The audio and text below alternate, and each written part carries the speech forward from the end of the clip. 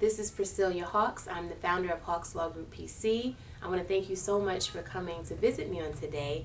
Today I want to talk a little bit about common clauses in music industry contracts. In this specific video, I'm going to talk about term and exploitation rights. And sometimes it might just say term, sometimes it might say both, but what it's getting at is, in a prior video, because this is kind of a series, I've been talking about common clauses in music industry contracts.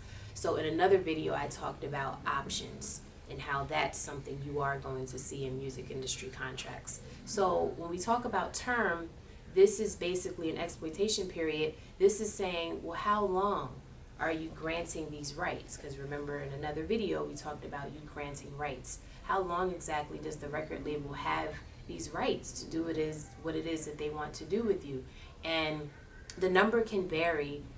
Again, a lot of times it's based on who you are in the marketplace. If you're just starting out, then they may decide that they want to go for a full 7 years and then have option periods after that. If you're newer, then, or if you're established rather, then it may be a different story. But in either scenario, this is one of those sections. Again, you want to know how long are you on the hook for, to put it in more common language, to be doing what you're doing, to be providing the services that you're providing, to be licensing what you're licensing. And so this is the section that's going to tell you that. You're going to need to look out for not just a number, because this is another thing that comes up when I speak with people that come to me and they don't know, if I ask, well, how long, is your contract for? And they say, I think the contract said 5 years, or it might have said 4 years, or something like that. But they don't know that sometimes that's the first sentence. The first sentence may say that this exclusive agreement is going to last for a period of X, and X can be a number of years. But then the second and third and fourth sentence probably says something about an option period. It probably says something about you granting the label an option to go for another maybe 3 years or 4 years, or maybe even just 1 year. So again, it's different for everybody, so I don't want you to get stuck on numbers here, but I do want you to be aware that when you look at the term section of a music industry contract, a lot of times this is the section that's going to let you know how long you're going to be in this relationship. And it's typically going to include some sort of option. So it's going to have a definitive number, but after that, it's going to have an option.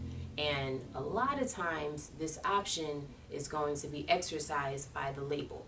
You're not going to, a lot of times, be able to tell them whether or not they, have the right to keep you on board. It's usually the other way around. So this is something to look out for.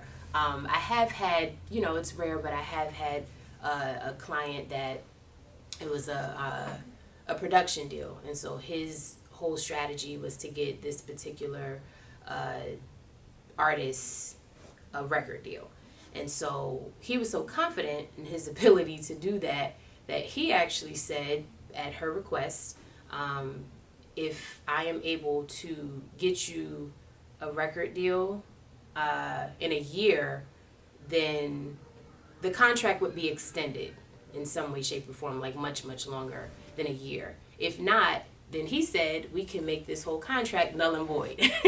So a lot of times you're not that lucky and that doesn't happen, but it can. But I just think that it's important to know what it says, because then now you can have a real conversation with your lawyer about what you're comfortable with as you're negotiating and going back and forth, because everything is a negotiation. Don't let anybody tell you different. True, you may not have as much leverage if you're just starting out, or if you're not just starting out, but you're just not as established in the marketplace as someone who is very established in the marketplace. But I always feel like the starting point is awareness. Be aware of what it means when you see one number in sentence, number one, and then sentences 2, 3, and 4 talking about options. Be aware of what that means.